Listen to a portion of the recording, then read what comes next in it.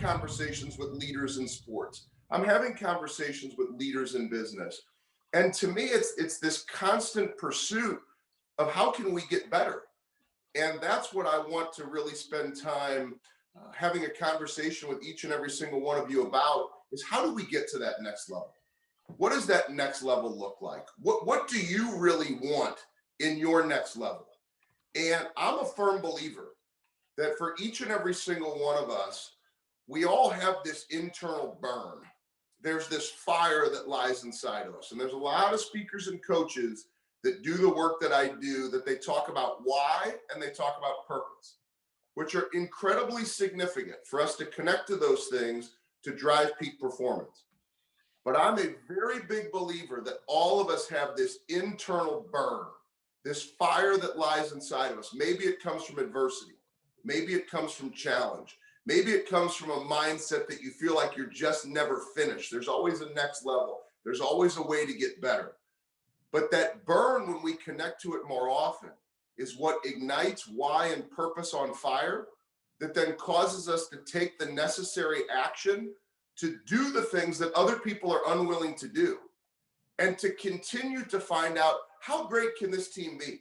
So in order to kind of highlight what a burn looks like, I always, in having this opportunity to speak, I always like to find a story of what that burn might look like for all of you. And as I share this story, and I found a story that I think will relate to all of us, pain and challenge that so many go through, I want you to think about your burn, right? So as I share this story, I want you to think about your burn, that fire inside of you that maybe gets you to the next level, that says, you know what? I will not be seduced by success.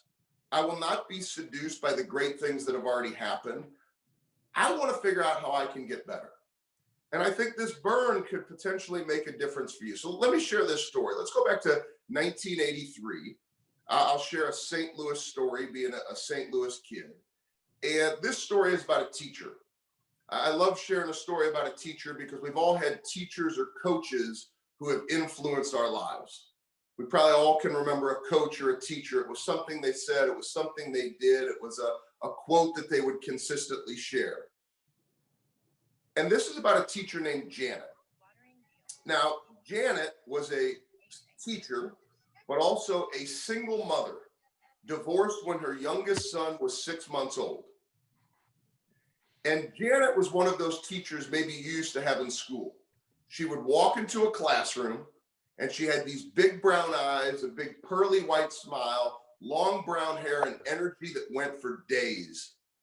Her students absolutely loved her, and her children adored her.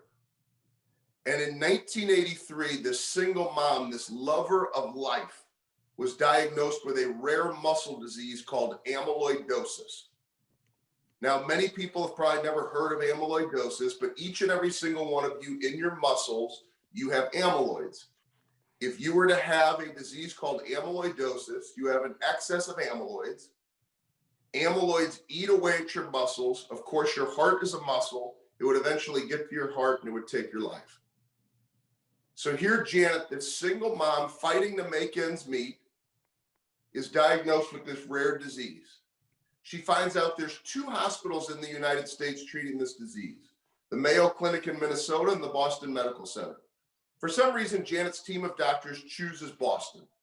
She gets on a plane from St. Louis, flies to Boston, and she meets with a woman by the name of Dr. Martha Skinner. Dr. Skinner, one of the 2 foremost leading experts in the world for the treatment of amyloidosis.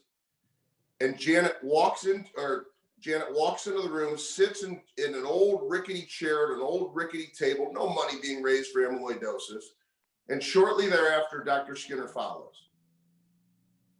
Dr. Skinner walks in, sits down across from Janet, and looks her dead square in those big brown eyes and says, Janet, you're only the second woman under 40 years old I've ever seen or heard of having amyloidosis.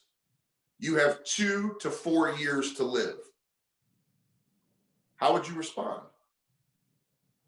How we respond to challenge and adversity determines the story we write. How we respond to challenge and adversity determines the story that we write. Janet, given this news, she's got 2 boys at home, no cure for the disease, has no idea how many days she could possibly live. And she decides to take out an old blue Mead notebook, maybe like you used to have in school, maybe yours was another color. And she opens up this journal, takes out a pen, and she allowed the pen to become a place where she unleashed her positive mental attitude onto the world every day. Janet would write, beat the statistics, beat the odds, live with a disease that is chronic and fatal, believe in yourself, combat anything, purpose in life. So let me pause for a moment and let me just ask you a question. And one of the things I want this to be for each and every single one of us, this is like a one-on-one coaching opportunity. So when I ask some direct questions, please don't raise your head, don't nod your head, don't even acknowledge me. I just want you to experience these questions and answers for yourself to understand exactly where you are. Are you clear on your purpose right now? So when we talk about the burn and underlying fire, where your real passion comes from that causes you to show up, to compete, maybe on the days you don't want to. What's that fire? Are you aware of it? What's your real deep-rooted purpose? Are you aware of it? And how often do you connect to it? You see, Janet connected to hers every single day. She was teaching her children a lesson that purpose overtakes your pain. When you are clear on your purpose will overtake your pain and enable you to take steps that you wouldn't be able to take if you didn't connect to that real deep-rooted reason why you're willing to stay in the fight and do what you do, or who you're doing it for. Janet would go back and forth from St. Louis to Boston, St. Louis to Boston, St. Louis to Boston, until it got to the point where Janet's youngest son remembers when 24-hour nursing care came into the house, went all the way to the back of the house, went to her TV room. She had a little TV room in her bedroom. And her youngest son remembers when 24-hour nursing care removed all the belongings from the TV room and replaced it with the makings of a hospital. 24-hour nursing care in the house.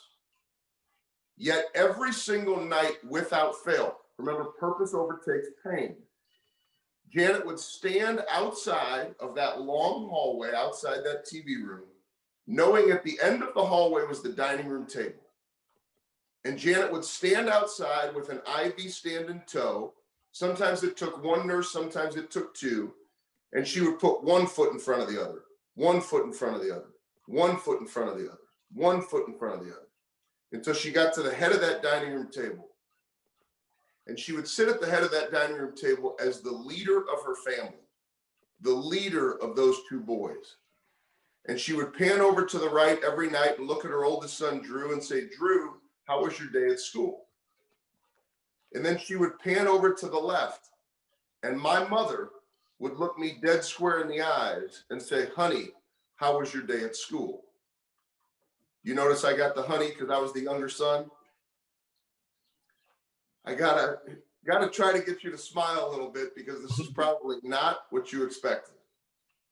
From the guy that, if you looked it up from Dean, I'm on the sideline with football teams and yelling to the point where veins pop out of the neck and I get all fired up and excited. But at the end of the day, I'm a lover of people. And I learned it from my mom.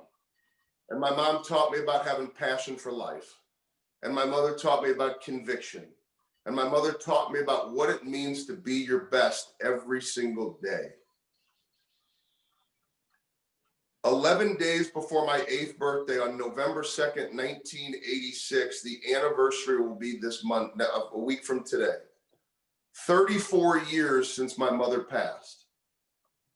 And 34 years ago next Monday, what I now recognize is that my mother took the pen that she was writing with in that journal and she passed it on to my brother and I to continue to write her story.